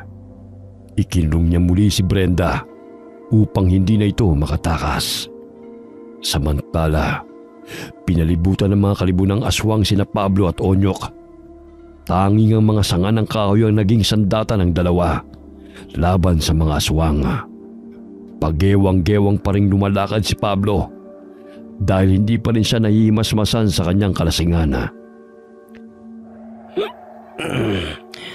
Sa wakas may nakita akong mas pangit pa kaysa sa amin ng kaibigan ko Hoy! Bakit ganyan ang mga pagbumukha nyo? Parang nakakain ng kamyas at suwa sa asimang inyong mga itsura. May nakapagsabi na ba sa inyo na ang papangit nyo Mga aswang sila, kaya ganyan ang kanilang mga mukha. Ganun ba? Kaya naman pala Tayo lang pala itong kahit normal hindi pa rin nagbabago ang mukha. Pinapaligiran na nila tayo. Ano na ang gagawin natin? Pwede ba ikaw itong gustong iligtas si Brenda? Bakit ako tinatanong mo? Wala na tayong dapat pang gawin kundi nilabanan ng mga yan. Dahil papatayin din nila tayo. Sa utos ni Inang Aswang ay sinugod silang dalawa ng mga kasapi nito. Nagpagulong-gulong sa damuhan si Onyok upang makailag sa kanyang kalaban. Habang si Pablo ay pagewang-gewang na sinusugod ng mga aswang. Sa tuwing sinasaksak siya ng mga aswang, ay tila hindi man lamang siya natitinaga. Ganun na lamang ang pagkamangha ni Onyok nang mapansin na lumiliwanag lamang ang bahagi ng katawan ng kaibigan sa tuwing nasusugatan. Bay, di ako tinatablan Kapangyarihan kaya ito ng alak? Ang laki rin pala ng benepisyo ng alak sa katawan ko Sige mga aswang! Sugod lang ang sugod! Hindi ko kayo uurungan! Ano kaya nangyari kay Pablo? Bakit bigla na lamang siyang lumakas? Isa-isang tumitilapon ang mga aswang na sumusugod kay Pablo. Paulit-ulit niyang hinahambalos ang ulo ng aswang hanggang sa mawalan ito ng buhay. Ano ang nangyayari sa inyo? Bakit mukhang talo pa kayo na lasenggerong yan? Patayin niyo sila bago pa tayo maunahan ng mga yan. Napakalakas po niya, Inang. Ang kanyang taglay na lakas ay hindi katulad ng pangkaraniwang tao. Lasing lang yan at kayang-kaya niyo siyang talunin. Ang lalampan ninyo. Wala kayong kwenta, puro lang kayo pasarap. Tumingala ang inang aswang sa bilog na buwan. Unti-unti siyang tinubuan ng pangil at nagsilabasan ng makakapal na balahibo sa kanyang katawan habang nakalugay ang kulay abo niyang mahabang buhok. Ikaw! Sino ka na nang bubulabog dito sa aming tirahan? Anong pakay mo? Meron ko. Sa pagkakaalala ko'y nasa sayawan lang ako kanina eh. Malay ko ba kung bakit ako narito? Ang hingin ng mga kasama mo eh. Kaya naudlot ang mahimbing kong tulog. Ikaw, sino ka? Bakit ganyan na itsura mo? Nagsitayuan ang mahabang buhok ng inang aswang. Pumulupot ito sa katawan ni Pablo at hinampas-hampas nito ang binata sa malaking puno bago hinagis. Ngunit kahit anong pananakit ito sa binata, ay nakakatayo naman ito kaagad na animoy walang nangyari. Ang lakas naman ng aswang yun ah. Ray, ang sakit ng balaan ko ah. Tol, mabuti't buhay ka pa. Kinuha ng aswang na si Norberto si Brenda. Hanapin natin siya. Halos ibalibag na tayo ng mga aswang. Pero yung babaeng yung parang iniisip mo. Tingnan mo nga ako, magkakadikit pa yung mga buto ko. Parang nagkalasog-lasog na eh. Sa lakas ng paghagis ng matandang aswang na yun. Paano nakayanan ng pananakit nila? Ang dami mo na sugat pero parang hindi ka man lang nasasaktan ah. Baka siguro sa dami ng alak sa katawan ko. May superpower na ako. Naningkit ang mga mata ni Pablo nang makitang lumalapit ang matandang babae sa kanila. Kasama ang mga kasama nitong mga aswang. Pagewang-gewang siyang tumakbo sa kinaroroonan ng matandang aswang at malising hinablot ang mahaba nitong buhok. Pinaikot-ikot niya ito, kagaya ng ginawa nito sa kanya bago binitiwan. Kala mo siguro hindi kita papatulong tanda ha?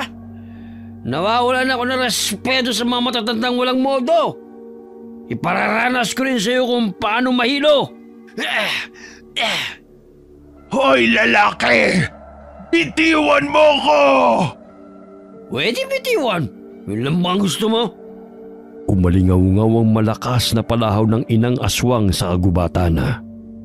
Dahil sa lakas ng paghagis sa kanya, ay bumagsak siya sa malaking bato at tumama ang kanyang ulo roon. Dahilan na unti-unting mawalan siya ng malaya. Mababanagang takot sa mga mukha ng mga kalibunang aswang kay Pablo. Dahil maging ang kanilang pinuno ay hinahagis lamang nito. Isa-isa silang nilapitan ni Pablo at binalibag sa lupa. Tinatamaan man siya dulot ng matatalim na mga kuko, ay patuloy pa rin itong tumatayo na animoy walang kabaguran. Kahit anong gawin nyo, hindi nyo ako mapapasuko. Matindi ang kapangyarihan ng alak na nananalitay sa aking dugo. Sige tol, patayin mo silang lahat. Dapat lang sa kanila yan dahil sinaktan rin nila tayo. Ganun na ba kalakas ngayon ang alak? Hindi ko sukat akalain na mas malakas pa ang lasinggero na ito kesa sa aming mga aswang. Hoy, ikaw! Anong binubulong-bulong mo riyan? Gusto ba ang pagbulbuli ko yung dila mo? Napatras ang isang aswang kay Pablo nang makita na may maliit na liwanag na lumalabas sa kanyang mga balintatawa. Dinakma niya ang mukha ng aswang at kinimos ang mukha nito. Bago pinaikot ang ulo, lumagutok ang buto sa leeg ng aswang. nang bigla niya itong ibalibaga. Humanga si Onyok sa kakaibang leksi at lakas ng kaibigan na noon lamang niya nasaksihan. Dilat ang mga mata ng aswang na bumulagta sa lupa at nawalan ng buhay. Grabe, ang lakas ni Pablo. Hindi naman siya ganyan dati ah. Ibitsugin mga aswang naman pala kayo eh. Sige, sugod lang ng sugod mga tol. Nakikita niyo ang kasamaan niyong to? Ha? Ganado rin ang gagawin ko sa inyo. Mga pesi kayo sa lipunan. Gamit ang mahabang dilay pinulupot yun ng isang aswang sa leeg ni Pablo. Kaya't nahirapan siyang huminga. Ang hambog mo! Nakatsamba ka lang! Akala mo kung sino ka na! Aray, bitiwan mo ako! Mahuli lang kita, tatabasin ko talaga ang dila mo! Isa kang pakialamero! Kahit na anong gawin nyo, hindi na kayo makakalis rito! Yan ang akala mo! Yun kung hahayaan naming magwagi kayo! Wala akong sinasanto, alam mo ba yun? Paulit-ulit na siniko ni Pablo ang mukha ng aswang habang si Onyok ay nakikipaglaban sa iba nitong mga kasamahan. Ilang sandali naalala niyang muli si Brenda. Kaya't tinungo niya ang mga kulungan upang hanapin ang dalaga. Inisa-isa niyang tignan ang mga kulungan, ngunit wala roon si Brenda. Maraming mga kababayang naroon at humihingi ng tulong. Nakikilala kita. Ikaw yung makulit na maniligaw ni Brenda. Hanggang dito ba naman ay sinusundan mo siya? Akin lang siya at hindi siya mapapasayo kailanman. Sinasabi ko na nga ba't meron kang masamang balak kay Brenda eh. Pakawalan mo siya! Kung ayoko, anong gagawin mo? Tigilan mo na ang pangingialam sa buhay ni Brenda. Kahit na kailan hindi ka niya tatanggapin. Napaka-ilusyonado mo. Ginamit mo lang ang physical mong anyo upang akitin si Brenda. Maging ang ibang mga babae. Mga mapanlil lang. Mga wala kayong awa. Sa mundong ito, mabilis na dayain ng mga mata. Kaya nga ang bilis niyo maloko eh. Kagaya mo, naaakit ka sa kagandahan niya. Kahit na hindi ka niya kayang mahalin. Pareho lang naman kayo eh. Sa panlabas na anyo lamang nahuhumaling. Wala ka namang pinagkaiba sa kanya. Niloko ka rin niya. Bakit mo pa siya pag-aaksayan ng panahon para iligtas? Dahil mahal ko siya. Kahit anong sabihin mo, hindi magbabago yun. Tumakbo si Onyok upang sugurin si Norberto. Ngunit malakas siyang hinampas ng aswang gamit ang mahaba nitong buntot. Kaya't tumilapon ang binata at bumagsak sa kulungan. Halos mabali ang kanyang buto sa likod sa lakas ng pagkakabagsak. Marahan siyang bumangon dahil sa matinding sakit. Walang iyang aswang na yun. Ang lakas-lakas niya. Hindi ako susuko. Kailangan ko iligtas si Brenda mula sa kalupitan niya. Yan lang ba ang kaya mo? Ay nako, nag-aaksay lang ako ng oras sa'yo, bata. O ikaw! Anong ginagawa mo sa kaibigan ko? Gusto mo bang pagbuhol-buhuling ang dila mo't buntot mo? Langya ka! Nahiwa na nga ang bibig ng kaibigan ko, dadagdigan mo pa? Ikaw bang tagapagtanggol ng lalaking yan? Nasisiguro kong kasing lampa mo rin siya. Anong lampa? Nakikita mo ba yung mga kasama mong nakasalansan? Gusto mo bang ilagay kita sa pinakatuktok? Napahalakhak ang aswang na si Norberto at dumundag patungo sa harapan ng lasing na binata. Kinalmot niya ito sa mukha. Subalit maliksing nakailag si Pablo at tinadyakan siya nito sa likod. Napasubsob si Norberto sa lupa, kaya't napalingon siya sa galit sa lasinggerong binata. Pareho lang talaga kayo ng bingot na yun na nagtatapang-tapangan. Ano ba yung pinagmamalaki niyong dalawa? At malakas ang loob niyong sugurin ng aming kuta. Wala naman akong pakialam sa inyo eh. Nadamay lang ako sa paghahanap kay Brenda. Ay nako, bakit niyo ba siya pinag-aagawan? Ano ba si Brenda, ginto? Dumampot ng bunga ng nyog ang aswang na si Norberto sa lupa at binato si Pablo. Tinamaan ng binata sa ulo Dahilan na magingit ito sa galit. Sumusobra ka na talaga ha? Akala mo ba hindi masakit? Sa inis ni Pablo ay pinaikot niya ang ulo ng aswang na nakahandusay sa lupa. Dahilan na mabali ito at humiwalay sa katawan. Binato niya yun patungo kay Norberto. Ganun na lamang ang gulat ng aswang nang sumalpok sa kanyang mukha ang putol at dugo ang ulo ng kasamahan. Animoy bola nila itong pinagpasapasahan. Takot ka rin pala eh. Alam mo, tol, ngayon lang ako nagkaroon ng ganitong lakas. Kaya hindi ko na ito sasayangin pa. Siguro pinadala ako rito para puksayin ang mga aswang na katulad nyo. Sa galit ng aswang na si Norberto ay dumampot siyang muli ng nyog at pinukol sa binata. Malakas na sumalpok yun sa mukha ni Pablo. Dahilan na mawalan siya ng ulirat. Bumulagta siya sa lupa. Kaya't nilapitan siya ng kalabang aswang at kinaladkad patungong kulungan. Wala ka rin palang binatbat. Puro ka daldal. Ngayon sisiguruhin ko matutulog ka na ng mahimbing.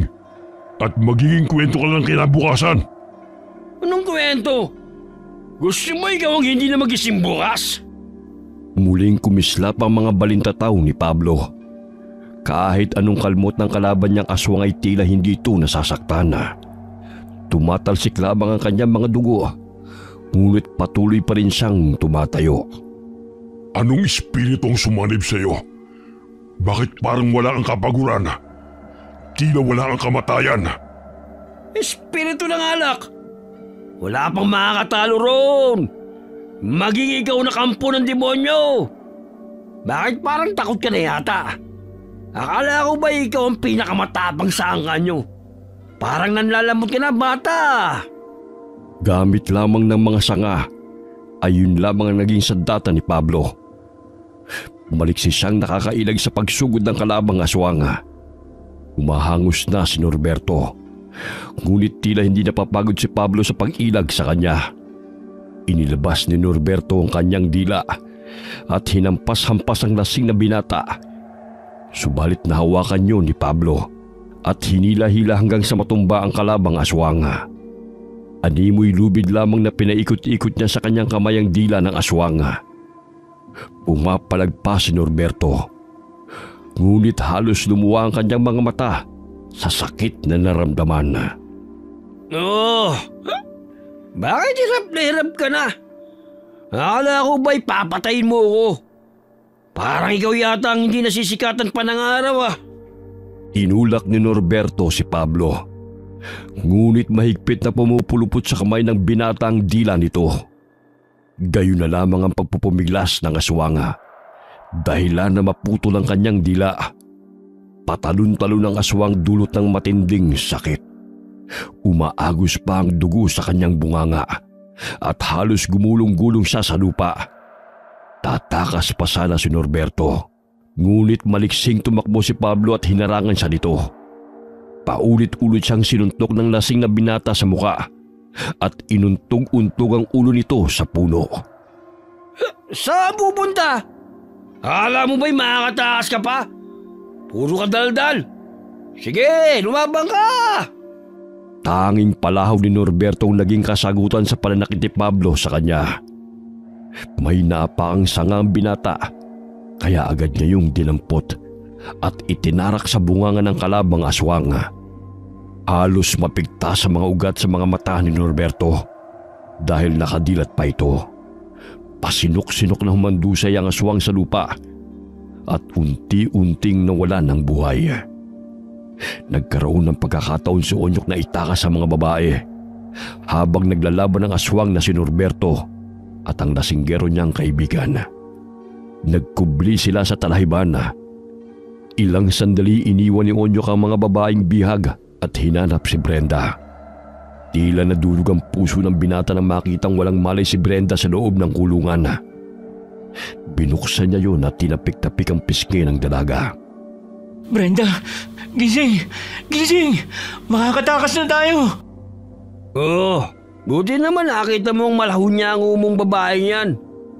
Lintik, pati ako napahamak sa walang hiyang pag-ibig na yan. Ayun na. Baka pa magsilaba siya ng mga kasama ng Norbertong yun. Nasaan na siya? Ayun oh, pinatay ko na yung karibal mo. Ang tapa mong sumugo dito. Pero ako naman ang bugbog sarado. Tingnan mo nga itsura ko. Kung hindi lang nananalaytay ang alak sa mga ugat ko eh. Kanina pa ako inuud. Dahil lang dyan sa dragon ng babaeng yan. Oh, kalma! Alis na nga tayo rito. Ako na ang kakarga kay Brenda. Maya-maya, magkakamalay rin to. Buhay pa ba yan? Kung hindi, iwan mo na riyan. Pinahihirapan mo lang yung sarili mo eh. Mainit pa. At saka tumitibok pa ang puso niya. Kaya tayo na. May sasagipin pa tayong mga bihag. Wala talagang katapusan yung pagpapakabayani mo eh, no? Tapos ako ang ipapabugbog mo sa mga aswang. Isa-isilat ako di. Kaya kailangan natin makalis sa lugar na ito. Kasama mga babaeng binihag ng mga aswang. Saan kayo pupunta? Ang tagal naming iningatan ng aming buhay. Ngunit sa isang lasinggero lamang naudlot ang aming mga plano. Ngayon matitikman mo ang aking ganti! Buhay ka pa? Ang kulat naman ng buhay mo. Kasing kulat ng balat mo. Pwede ba hayaan mo na kami umalis? Hindi ka naman namin inaano ha. Ba't galit na galit ka? Hindi inaano. Tignan mo ang ginawa mo sa akin at sa aking mga kauri. Pinatay mo sila! Ay, para malaman mo tanda, hindi pinipilit ang mga kababaihan na makipagsiping sa mga lalaking hindi nila mahal. Babae ka rin eh, dapat alam mo yun. Wala kang alam, kaya hindi mo kami naiintindihan. Mga alipin ng mga babaeng yan. Sumama sila rito dahil sa kanilang kalandian. Kaya't pakikinabangan na lang din namin sila. Nagngingit-ngit sa galit ang inang aswang. Animoy may sarili mga buhay ang kanyang mahabang buhok na gumapang sa lupa patungo kay Pablo. Ngunit inilagan yun ng binata. Ano pang hinihintay mo? Umalis na kayo. Ako na ang bala sa aswang na to. Sigurado ka ba? Baka mapano ka. Kanina pa ako bugbog sarado eh. Ngayon ko pa talaga nag-alala.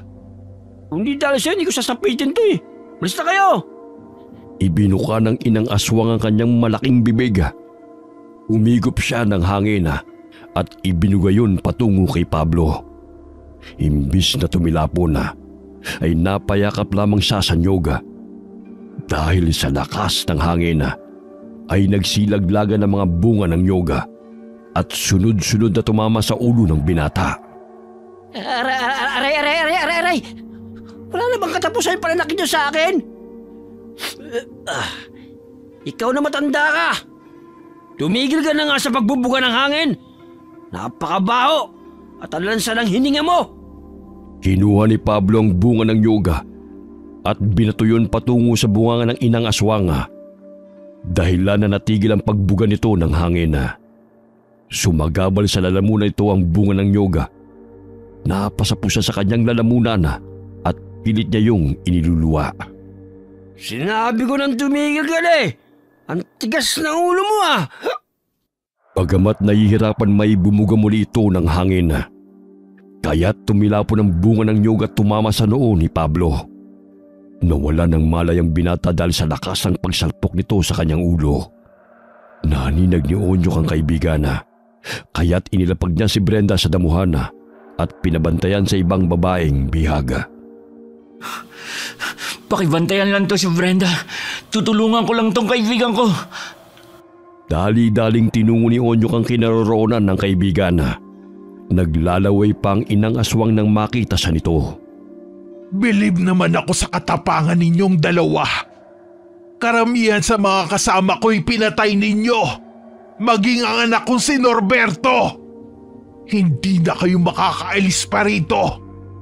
Maging ang mga babaeng pinatakas mo. Sama-sama kayong mamamatay. Hindi ako papayag na magwagi kayo sa masama niyong balak. Ginagawa ninyo silang palahian? Bakit?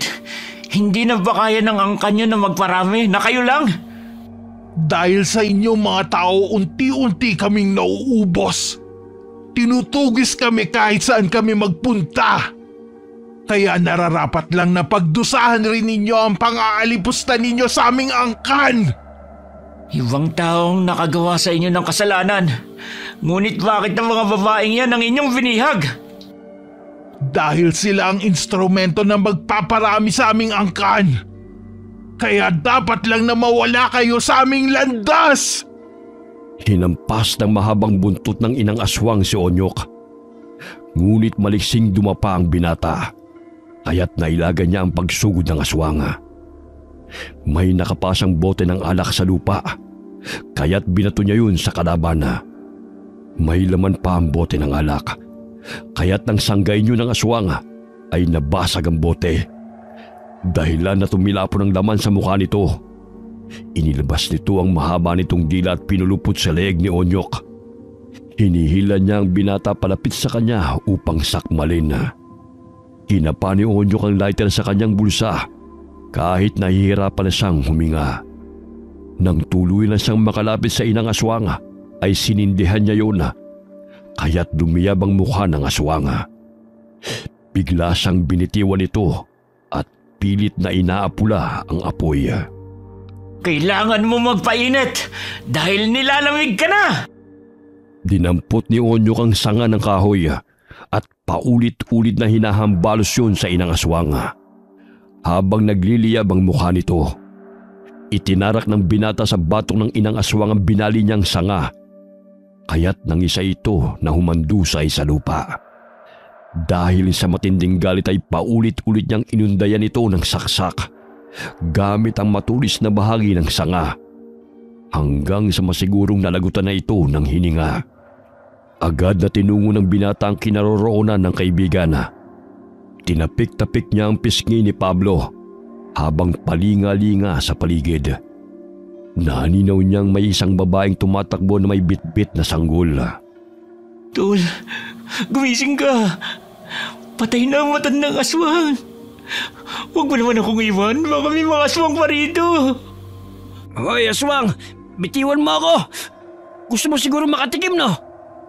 Ay, salamat, buhay ka! Onyok, akala ko aswang. Nasaan yung matandang aswang na yun? At babalik kong buto nun. Enzo, pinatay ko na.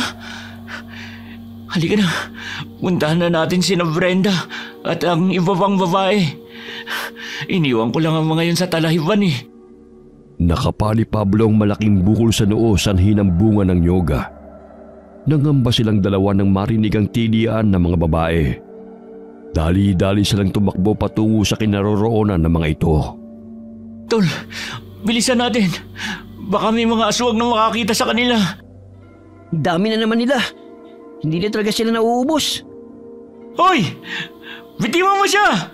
Kung ayaw mo, ikaw naman papatayin ko! Brenda! Ano nangyari sa'yo?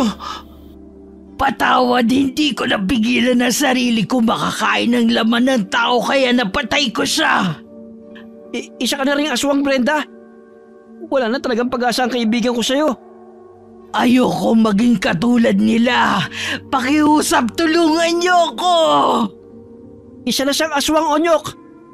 Mamaya tayo nang lalapain yan. Napaupo sa lupa si Brenda at napahawak sa kanyang puso na. Namimilipit siya sa sakit dahil siya'y dinudugo. Lingid sa kanilang kaalabana na nagdadalang tao si Brenda ng 3 buwan sa kanilang panganay na anak ni Norberto. Dahil sa kagustuhan ng lalaki na manatili at hindi patayin ng inang aswang si Brenda, ay ginawa rin niya itong aswang sa pamamagitan ng yanggaw, sa paraang paglaway sa tenga ng dalaga. Tol, tulungan natin siya makawala sa sumpa ng mga aswang na yun. May paraan pa na mawala ang pagiging aswang niya, di ba? Mapapahamak lang tayo. Tignan mo, may napatay na siya. Mamaya tayo nang lalapain yan. Muling bumangon si Brenda at tumakbo palayo kahit siya'y dinudugo. Hindi niya matanggap na naging ganap siyang aswang at nagtagumpay si Norberto sa pangyayanggaw sa kanya. Ayoko maging aswang. Ayoko mamuhay katulad nila na isang hayop. Mas mainam nang mamatay na lang ako. Brenda, pakiusap. Bumalik ka rito! Tutulungan ka namin gumaling! Hindi na naabutan ni Onyok si Brenda. Mabuti na lamang ay nahablot ni Pablo ang kanyang damit. Isang hakbang na lamang ay mahuhulog na sana siya sa bangin. Umalingaw-ngawang malakas na sigaw ni Brenda sa gubat habang nahuhulog sa ilalim ng bangin. Brenda! Halika na! Gusto mo bang sumunod sa kanya? Paano na ako? Gayong wala ng babaeng pinakamamahal ko. Talagang hindi kayong tinadhana para sa isa't isa. Ang daming naging hadlang eh. Nawala man si Norberto sa inyong landas, naging aswang naman siya. Tapos ngayon nahulog siya sa bangin. Kung kayo talaga tinadhana, hindi mangyayari ang lahat ng to. Napaupo na lamang si Onyok sa damuhana at napaiyak sa laro ng kapalaran. Naabutan sila ng sikat ng araw sa lugar ng mga aswang. Tulala pa rin si Onyok habang nakatanaw sa ibaba ng bangina kung saan nahulog ang babaeng minahal niya. Nasabit si Brenda sa sanga ng puno dahil lumusot ito sa kanyang tiyana patungo sa likod. Umalis na tayo rito. Ang sakit-sakitan ng katawan at ulo ko. Ikaw na lang. Dito na muna ako. Ayokong iwan si Brenda. Hihingi tayo ng tulong sa mga otoridad. Mamaya tayo papagbintangan na mamamatay tao. Lasinggero lang ako. Pero hindi ako pumapatay ng tao bukod sa mga aswang. Humingi ng tulong ang dalawa sa mga magsasakang kanilang nadaanan sa bukirin. Malayo-layo rin ang lugar na yon. Ngunit sinikap ng mga magsasaka na tulungan ng dalawang binata at mga babaeng naging bihag ng mga aswang. Simula na mangyari ang trahedyang yon, ay hindi na muling umibig si Onyo kahit kanino. Handa na siyang maging matandang binata dahil ang puso niya ay inilaan lamang niya para kay Brenda. Kung ikaw problema mo pag-ibig, ako ang problema ko yung mutya ng amaranheg na nalulun ko. Ang sabi ni Mang Tipyong, kaya raw ako nanatiling buhay kahit halos maggutay-gutay ng katawan ko dahil sa bisa ng kapangyarihan ng mutya na yon. Kahit napatay na ako, mabubuhay pa rin ang katawan ko. Ayaw mo nun? Wala kang kamatayan? Naagnas na lumalakad pa rin. Ayoko namang mamatay nang walang katahimikan tong katawan ko, no? Mawawalang bisa lang daw ang mutya ng amaranheg sa katawan ko kung may mapapasahan ako nito. Pero sino? Ay, ewan ko sa'yo. Tsaka, ayoko niyan, no? Wala nang nagawa si Pablo. Dahil kahit si Mang Tipyo nga hindi na kayang palabasin ang mutya sa kanyang katawan hanggat siya'y nabubuhay. Maging sa kamatayan ay dala-dala niya ito kung wala siyang pamamanahan o mabibigyan bago siya mamatay. Wakas.